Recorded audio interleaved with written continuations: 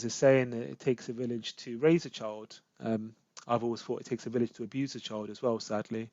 And the abuser will often not only groom and manipulate the child, they'll groom their colleagues. So a teacher is an example, they'll groom their colleagues, they'll groom and manipulate the child's parents, and they will groom and manipulate those other people in the local community, because you are a person of good public standing. Hi, I'm Naomi Murphy, and this is the Locked Up Living podcast, where we talk with a wide range of people about harsh aspects of institutional life. We also explore some of the ways to overcome them and to grow and develop. I'm David Jones. So join us every Wednesday morning, 6 o'clock UK time, for a fresh podcast. Today you're going to hear about the work of Dino Nocivelli. Dino is a lawyer specialising in child sexual abuse claims with Lead Day Solicitors. He has a huge wealth of experience from taking action in cases involving abuse in football and other sports, within religious organisations, especially the Roman Catholic Church and Church of England, sexual abuse in the Scouts, in the military and by others in positions of authority. Dino's provided evidence to the independent inquiry into child sexual abuse and is highly sought after for expert commentary in the media, so we're very lucky to have the chance to talk with him today. Welcome, Dino. Thanks for coming along. Thanks, Naomi. Thanks for having me. Hi, Dino. Very nice to meet with you today, and thanks a lot for coming along. Can we perhaps begin by you telling us about your career pathway, and did you always want to specialise in your particular field? Thanks for having me as well, David. So, yeah, it's quite an interesting one, I suppose, in that I always knew I wanted to be a lawyer from a very young age. I come from a working class background. I always knew I wanted to use the law for change and for good. And it's not meant to be poetic, but it's just generally seeing where wrongs have been done and changes can be made. I entered the law actually as a corporate lawyer to start off with, because I was able to speak Italian and French and other languages, and it just didn't satisfy me in that way. It just didn't tick the boxes which I needed for my life and didn't give me the right purpose. It's not judging anyone who does that. It's a good area of work and so on. So now I did go into litigation, and as soon as this came about, so it was about 2011, 2012, I could see that there were challenges in place on a personal level, that there was legal issues which needed to be addressed, and that this issue of making sure that there's justice available for all, and this aspect of David and Goliath really intrigued me, and that the ability to change the law, whether it's through casework, whether it's through activism, whether it's about raising awareness, was exactly what I wanted to do for the rest of my career. My aim is to make sure that the next generation is a lot safer than we are now, that people are more able to talk, and that they're able to talk sooner. So the answer to your question is actually no. I didn't intend to specialise in this area, but once I found it, I found that purpose, then yes, I've grabbed it with both hands. So I can see that the example of David and Goliath is a very strong one, isn't it? And identifying with the David character. But what was it about the particular field of interest that you followed that captivated you? I think that it's the fact that people have been unable to talk for so long, and that people have been perhaps unwilling to listen and to act. I think those key components are quite unusual. It does create a perfect storm, and it doesn't matter whether it's abuse within a religious setting or schools or the family or sport. Every aspect of society has been affected by abuse. And again, there's different forms of abuse. You may look towards sexual, maybe emotional, verbal, physical, or it may actually be neglect. But I think all of those components indicate people who have been harmed and injured. And the fact that the law is trying to grasp this and try to understand it is something which intrigues me. And I think it's something which we need to do a lot better on. And I think for those who have failed, either those who have abused or those people who have turned perhaps a blind eye or concealed on purpose, again, the law isn't really up to speed with all of that. So it's a bit like being a detective, I suppose, where you can see an issue, you see a problem, and trying to bring some accountability, appreciation of the impact, and making sure change happens. All of those components are quite unusual for a lawyer, to be frank. And the law is continually changing, and awareness is continually happening. And you can read a newspaper any day, and it is a new, in quotation marks, scandal or awareness being brought in, or even just from a psychological point of view and from therapy, people are appreciating a little bit more that, the kind of old mantra that sticks and stones will break your bones, but words won't harm you, isn't true, and that mental health can have as long and as debilitating impact as physical health or ill health even. I think all of those elements are very moving, very interesting, and we do need a lot more focus on it, to be frank. Yes, indeed. And it's amazing how that old saying, "Sticks and stones may break my bones," how that permeates through the childhood of every one of us, I guess. So what does your work actually entail? So on a basic level, it's, or initial level perhaps, it's representing clients who have suffered abuse, so victims and survivors of abuse. And again, there's different forms from sexual, physical, emotional, verbal, and also neglect. It's bringing potential legal cases against institutions such as the Catholic Church, sport clubs, and others, and trying to achieve a sense of justice, closure, and resolution. Now, that takes different forms. So for some clients, they want the abuse to be acknowledged, or they may want an institution to be held accountable. Perhaps they want an apology. Others want people to appreciate the impact it's had. It's not just I was sexually assaulted on one occasion when I was 10. It's actually I've had lifelong impact, and I need you to understand that. And for a number of clients, that they want action. So it's not just this happened to me. We're not talking about, sadly, monsters hiding in the dark and in corners. We're talking often about systematic failings, and lots of clients want that. So often the first avenue is using the case. Alongside that, I do lots of work with MPs and charities and the media to raise awareness and to try to change the law. The ideal position would be, to be totally frank, that there was no need for someone like myself in 10, 20 years, because it has improved. And similar to doctors and medical professionals who treat and work with cancer patients, we do want to prevent abuse if we possibly can, because there is no cure to it, sadly. So alongside the casework and the activism, I do lots of charity talks, again trying to raise awareness and trying to just put pressure on organisations and the government really to improve things for survivors of abuse. Thank you.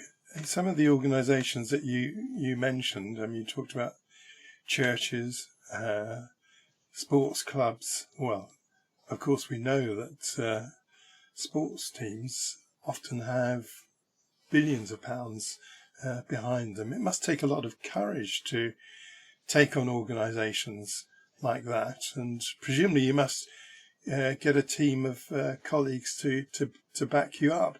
Is that how it works? Yeah, well, it's a sad state of affairs in some respect, because for lots of victims and survivors of abuse, it's not just the actual acts or incidents of abuse, but it's also the person who did it to them. This isn't a random stranger. Often it is someone who's in a position of trust, power, and authority, and the fear is that they are big, I am small. They have good public standing, I am just a child. And when we talk about the organisations, as you mentioned, they are big, we are small. They are known worldwide, they have billions, they have probably teams of lawyers. And it is going back to that David and Goliath, and it is scary for the survivors and the clients. So what we do try to install is a sense of a collaborative approach, and we want to work with organizations. We want them to understand, and by understanding, we would hope that would bring a quicker and fairer resolution for all parties involved, and especially our clients. That's the only way we're going to get them to change. If we shout at them, often they won't listen. But yes, we do have a we would build a team of lawyers and making sure the support is available for the survivor, whether it's therapeutic support and or legal support. And then again, looking towards the media and other avenues to make sure we can build as strong a case as possible and to try to get the resolution which these clients deserve. This is very interesting, isn't it? Because you're, I think, describing a very kind of complex situation where there are both individuals. So for each of your individual clients, there will be perhaps one or maybe more than one individual that they have very intense feelings about. But then quite likely there's a large, substantial organisation behind them. I was just thinking, actually, Goliath actually was only representing his own corporate body, in a sense, in that particular battle. Yes, 100% true. I think that once someone has gone through abuse, the initial focus is obviously on the abuser, but sadly abusers don't operate in silos, they do operate in public. And there's a saying that it takes a village to raise a child. I've always thought it takes a village to abuse a child as well, sadly. And the abuser will often not only groom and manipulate the child, they'll groom their colleagues. So a teacher is an example, they'll groom their colleagues, they'll groom and manipulate the child's parents, and they will groom and manipulate those other people in the local community, because you are a person of good public standing. That does add again to that David and Goliath aspect. And again, you're not just saying that this man did it, and predominantly it is males which abuse, but not exclusively. But it is looking at the entire system and figuring out not only why do bad people do bad things, but why do sometimes good people allow bad things to happen or don't act to stop those bad things from happening. Yeah, and on that theme, really, one of the things you've campaigned for is the mandatory reporting of child abuse. And whilst that may seem like common sense, it appears that it's quite difficult to achieve and quite contentious. Why do you think that is? Maybe a simple question, David. Unfortunately, it is quite a complex answer, actually, and it shouldn't be. So in most of the developed world, we do have mandatory reporting. In England, we do not. The question from you is why? Why is that? Certain organisations think that it may bring forward too many allegations of abuse or concerns about abuse. My view is to actually turn that point on itself. It's better to have more allegations and concerns for us to be more aware of this and to act on it rather than not to be. And sadly, sometimes it comes down to money and resources. And again, this is not a political point, but often we look towards acting once the deed has been done, rather than trying to prevent it. And again, we've seen this in the recent White Review within gymnastics. We had picked up on, in quotation marks, these low-level concerns. We had picked up on, in other reports, the Odin report and elsewhere, Rotherham reports, into these low-level concerns or warnings. We could have stopped abuse earlier. We could have prevented others from suffering abuse. There is no reasonable justification for us not to do this. I know it would incur further expense and money, but the alternative is that people suffer abuse. We incur further time in relation to the criminal justice system, therapy, lost earnings, people being on benefits, suicide risks. The cost to human life is so high. It's a lifelong campaign, and I hope I don't spend my entire life to achieve it. But one day we will get mandatory reporting in England. I'm hoping that the independent inquiry does show this, because we've been relying far too long on people's morals to do the right thing. If you're made aware of child abuse, of course you would tell the police. However, it doesn't happen. And we've seen this in sport, in the media, in churches and schools for decades, because those adults still are worried about calling out their peers, or they may be worried about their professional standing or their careers. And it's not my position to throw judgment at them, but I do think that mandatory reporting would also protect those people. They should not be considered to be heroes or even whistleblowers. They should be doing their duty, and as a result, they need protection. That the people in positions of trust And children need protection. We can't rely on children to still act on this. The burden's too much on them. It doesn't work. And as a very wise man, Einstein said, if you do the same thing and expect a different result, I think he said you're an idiot. And we're still doing this. So it needs to change. It needs to change today. But hopefully, when the report comes out by the independent inquiry later this year, it'll be one of their key demands or recommendations that this does come into force finally. Thank you.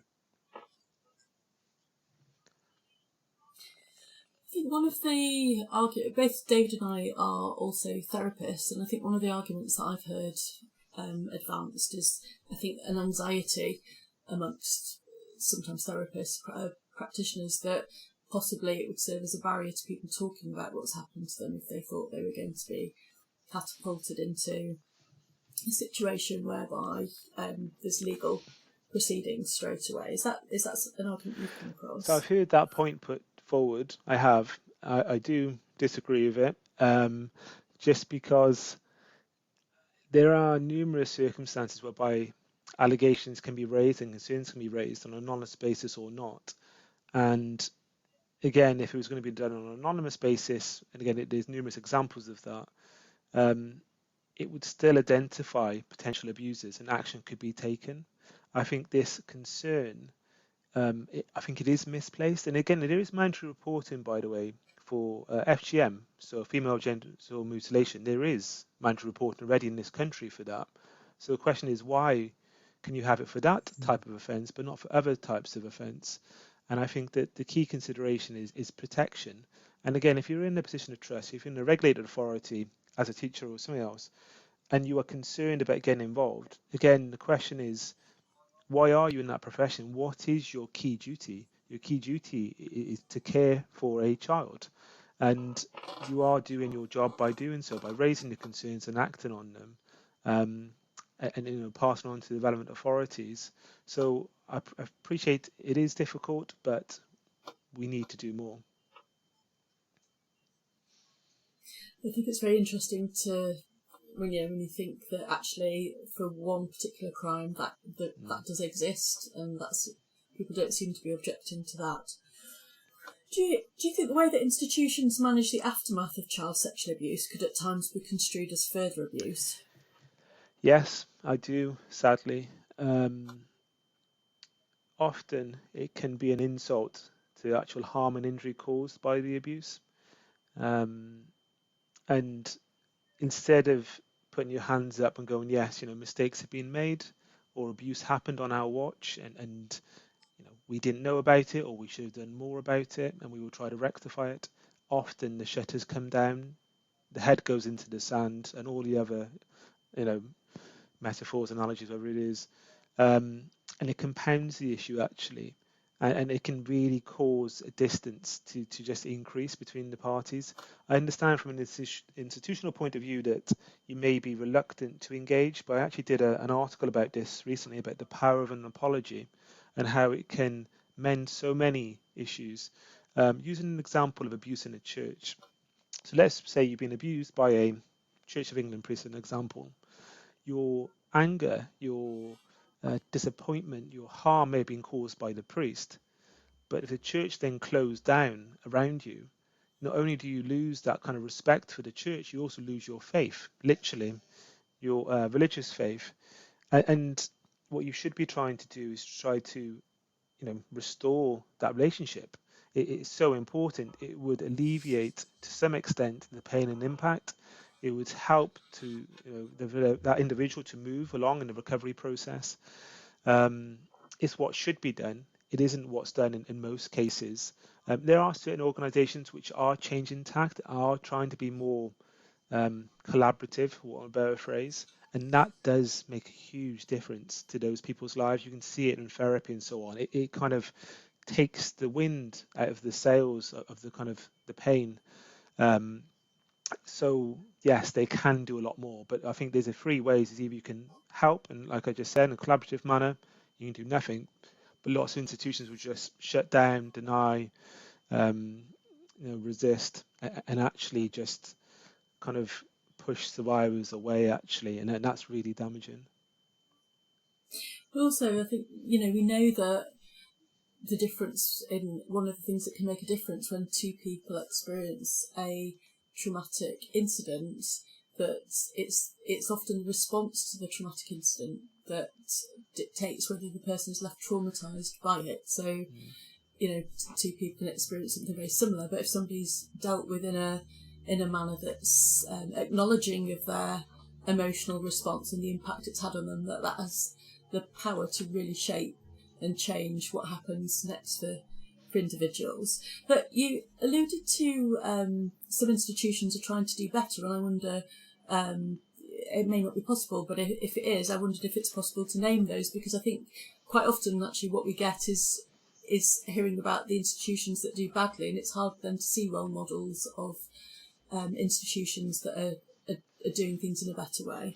Yeah, it is kind of quite sporadic, unfortunately, but the organisations which do well are those which kind of fill a couple of key components. Transparency and trust are so important for every survivor, and the fact that you've been abused by someone in a position of trust often means you distrust adults or institutions and the like. So putting out a public apology may seem good on the face of it, but what you do want is a personal apology. So you want to say, Dino, I know what happened to you, I know who did it, and I apologise to you personally. And for it to be individual, and there's been one organisation which has done that. There's been other organisations which look to do an inquiry. So again, the inquiries have different kind of formats. You do need an independent one. You can't just ask the Catholic Church to mark their own homework. Doesn't work very well for obvious reasons, and you've got to have something which is published. You can't just publish a summary, which again we've seen in certain institutions. So that full, transparent, hands up kind of approach, personal apology, so it's a tailored approach to each individual. They're not just a number, it's not just another survivor, it's actually a specific case, and then acting on it, and not just saying we're doing this and tomorrow we're going to become better. It's like, no, what are you actually going to do? And are you going to actually have survivor input? Sometimes you've seen institutions take a kind of ivory tower approach whereby we know, you don't. We do need survivor input. We need to know what's important. We do need therapeutic input, legal input, and so on, to understand actually what can make a real difference. I think that certain organizations are better than others. Not one of them is perfect. So when you ask for a name of an institution, they all have different attributes, but we haven't got a perfect defendant or institution yet. But if you can pick up on those key points, the transparency, the trust, the personal acknowledgement, and the true devotion to action with survivor input, that would be amazing. And that would truly bring along change for the entire institution. Again, lots of this abuse comes from a systematic point of view or failing. If you can get these key components in place, we would hopefully eradicate or reduce abuse substantially, from low-level abuse, to the most serious forms of abuse as well. Thank you. I think it can be really hard to stomach the kind of like repeat. It seems that we see the same institutions repeatedly being raised as having failed to protect people from abuse within their service. Do you think more emphasis upon restorative justice principles within our legal system would prevent some of these recurrences, or should we be looking for harsher sentences to make victims feel better? So I wouldn't agree with the word harsher. What I would say is more proportionate and fairer. I think that, again, depending if you consider the criminal justice system needing to be a deterrent, to be a punishment, or to rehabilitate offenders, you may consider the prison sentence in different ways. And that's why I always say it should be proportionate. So for lots of survivors, the impact on them can be lifelong and devastating. And I do think when we look towards certain criminal offences, whether it's viewing child abuse imagery or videos and others, often the sentences aren't proportionate actually to the offence which is being committed. So I think that is important. When we talk about restorative justice, do I believe in it as a concept? Yes. Do I think it can be beneficial? Yes. However, it does need to have those kind of key components. You can only have restorative justice if you understand your failings, if you appreciate the impact on the actual victim survivors, and you generally believe that this is the right thing to do, not because it's good PR, not because we're getting slammed in the media, let's just, go along, shake someone's hand and say sorry. Survivors want genuine apologies, and I think this applies to everyone. It applies to burglaries, it applies to stabbings. It's the same point. You see the same points keep on coming up. So again, I believe in the concept, but it needs to have those kind of building blocks in place. And I think by working collaborative and trying to break down these barriers would be really beneficial for defendants to do. Far too often we again see them being very aggressive, very defensive about things.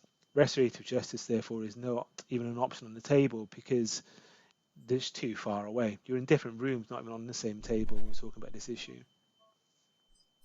Yeah, I think having spoken to quite a few people who've been involved in whistleblowing, where actually what they wanted is an apology more than anything. A sense of an organisation taking responsibility and holding its hands up, and actually that probably would have kind of like halted some of the anger and some of the perhaps legalistic actions that followed, because of the sense that an institution had learned and was genuinely sorry for the wrongdoings. But when that doesn't happen, you can see how people end up eating it with rage over their whole lives. If you've been a child and abused over many years within an institution that should have been caring for you. 100%. And I think the example which I would give is that if there's a fire inside your living room, by an institution, they can either put out the fire or try to put it out, or they can pour petrol over it. But what you can't do, you can't pour petrol over it by failings and neglect, and then say, no, the house is not on fire, which is what often happens. And the survivor's standing there going, I'm pretty sure it's on fire. I'm the one who's suffering here, and you're just making it worse. And now you're denying it, and now you're covering it up. All of those aspects make it 10 times worse. And then you see the public apologies come out, and it's like, well, what is all of this? I'm still stuck inside the bloody house. You're not helping me. You're not addressing my issues, but you're going outside the front door to tell everyone it's all fine, no fire happening.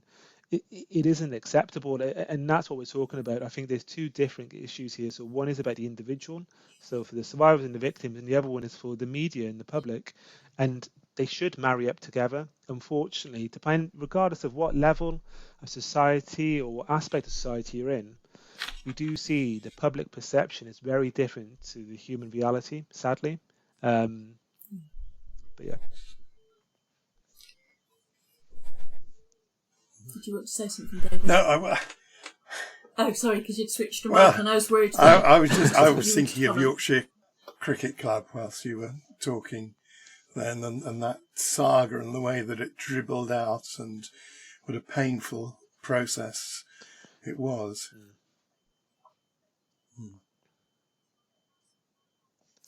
Which, talking about sport, I got in touch with you, Dino, after reading a blog post you'd written about John Yems, the former manager of Crawley Town football club, and the allegations that he'd racially abused some members of the club. And although this wasn't about allegations of sexual abuse, you did make some relevant observations about Mr. Yems' employment in other clubs that might be relevant. Is that something you're able to comment on?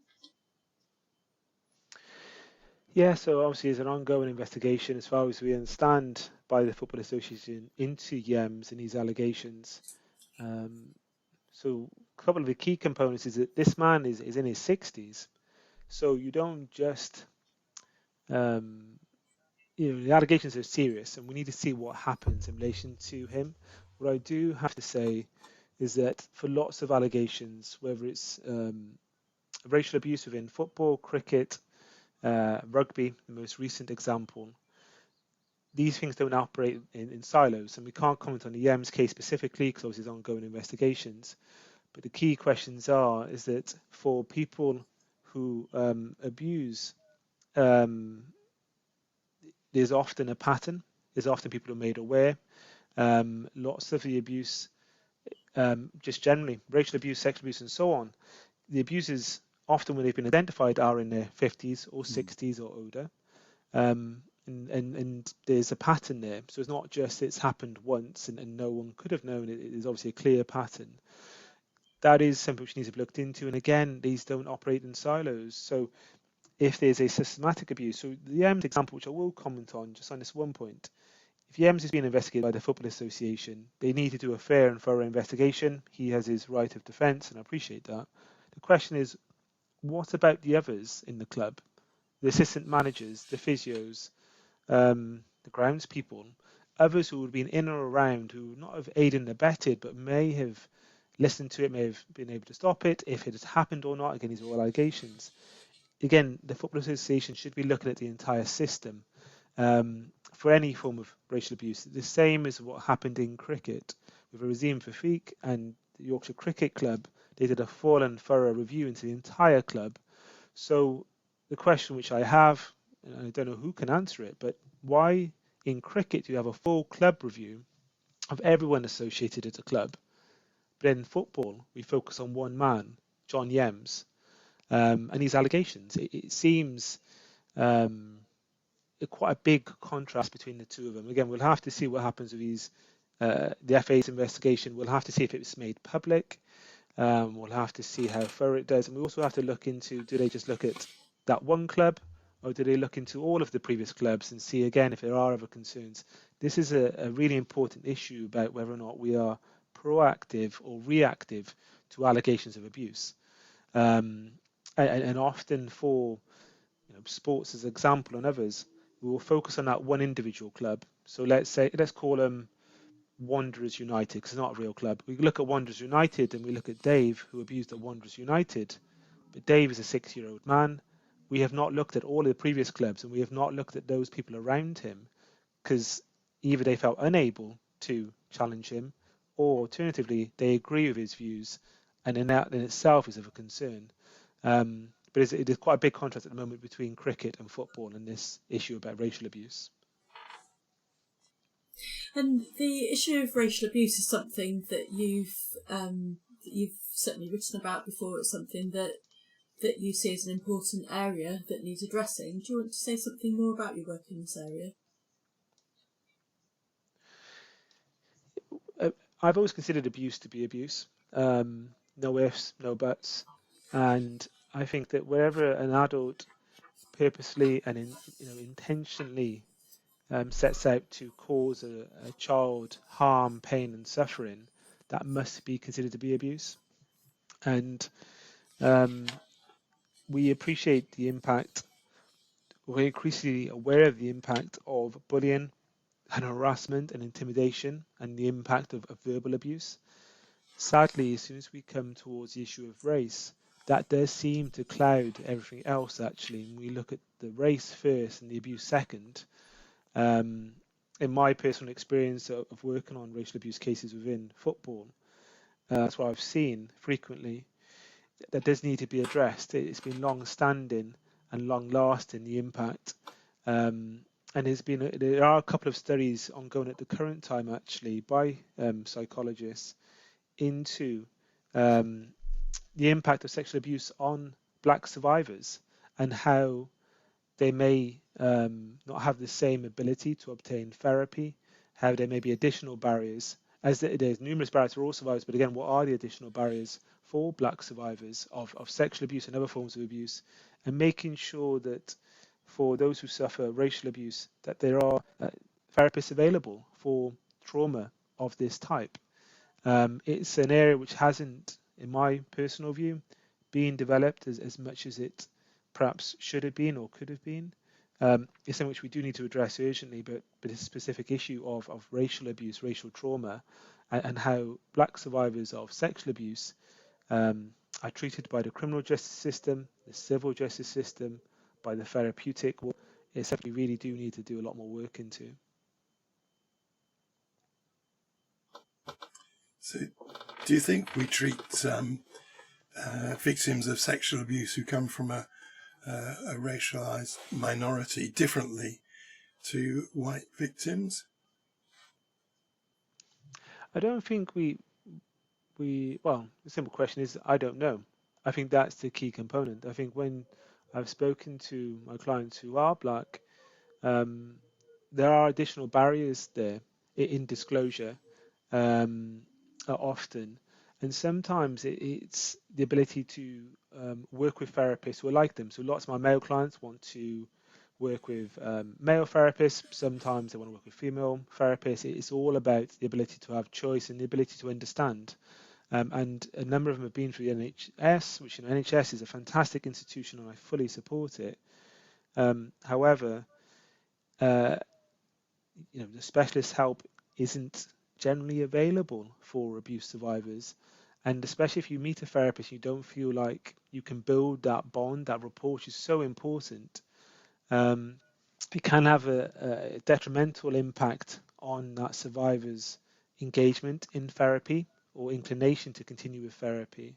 That's a real problem. There's also an issue of adultification, which means that sometimes but certain individuals will treat child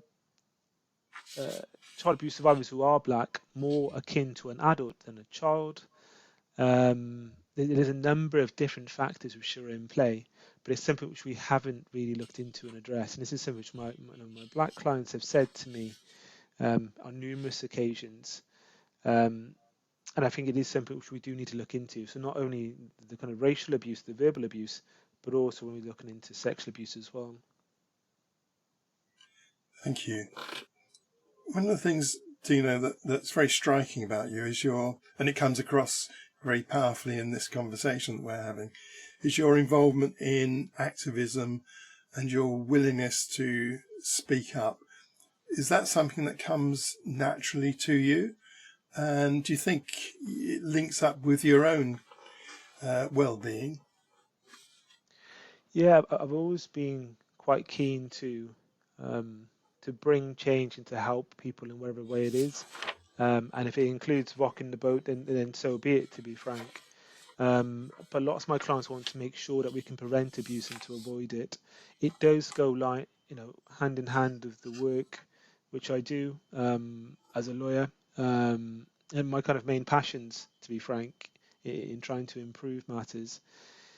So I think those are all in place, and it does help to give purpose to what we're doing and why we are doing it, which is really important to me. Thank you. So do you think our criminal justice system is set up in such a way that it can ever effectively deal or prevent with abuse? The criminal justice system in itself is reactive, and that it only truly steps in once a crime has been committed. In relation to prevention, it's a difficult question because it probably does need to go hand in hand with the NHS and other resources to try to prevent abuse, to try to get hold of abusers before they do commit these crimes, if we possibly can do so. So for example, child abuse imagery, it would be helpful to try to set out a clearer point that this is wrong, that you will be treated the same way as if you had committed these offences, actually. That would be a one way of doing it, but I do think the criminal justice system in itself is reactive rather than being proactive. Are there other things you would like to see changed in that respect? Well, obviously mandatory reporting and kind of corporate responsibility, it would be something which I would definitely push for. We've recently been able to expand the positions of trust, so it includes sports coaches and religious leaders. So those who enter sexual relations with an athlete, for example, who they're coaching and they have a duty of care to, who's 16 to 18, that's now a legal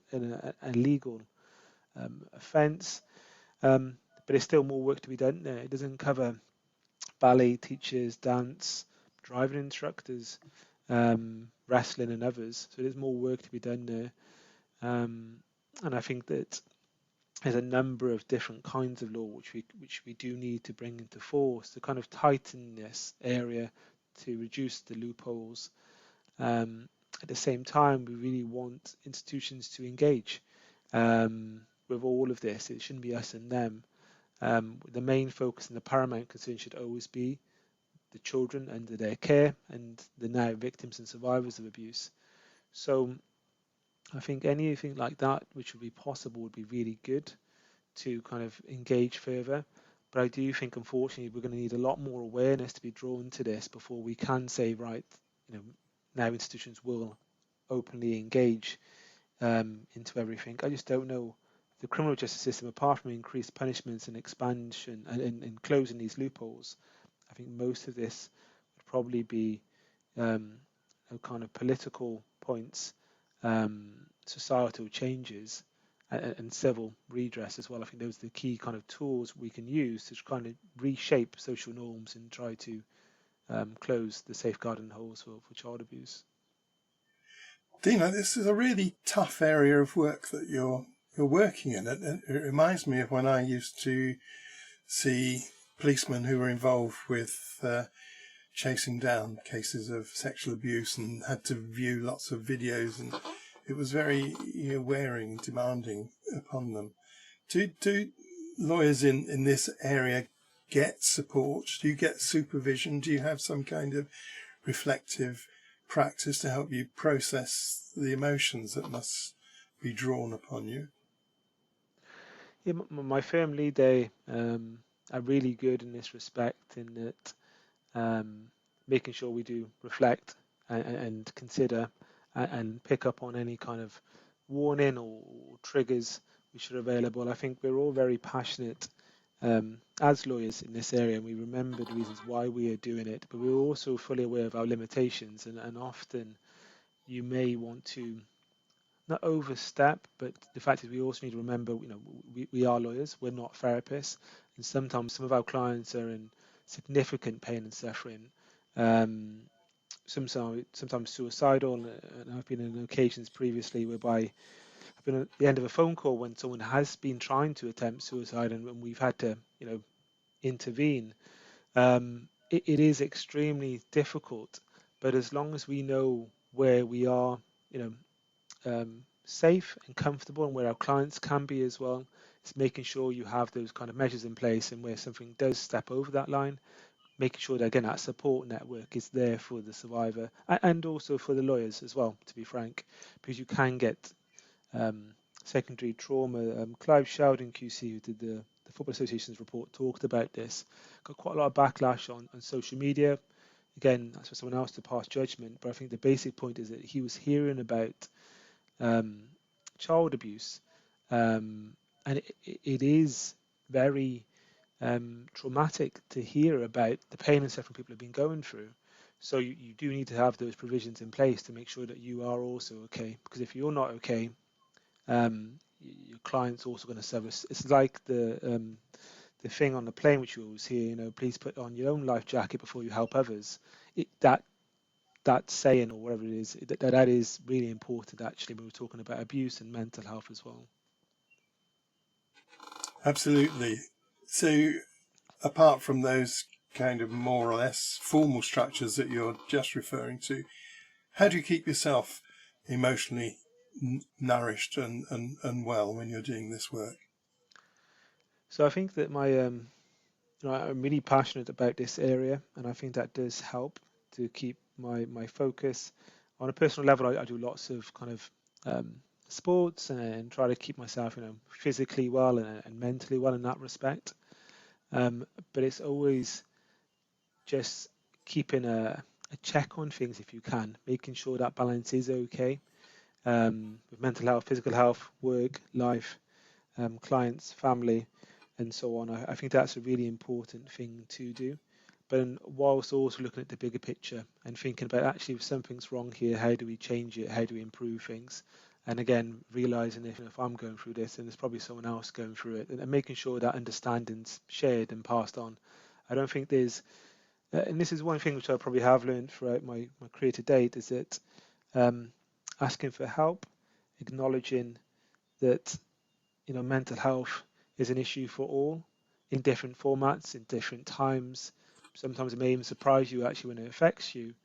I think that's a really important thing to acknowledge. And again, just making sure that you are not alone. And I think lots of the work which I do with survivors, those kind of key aspects I've brought back into my own life.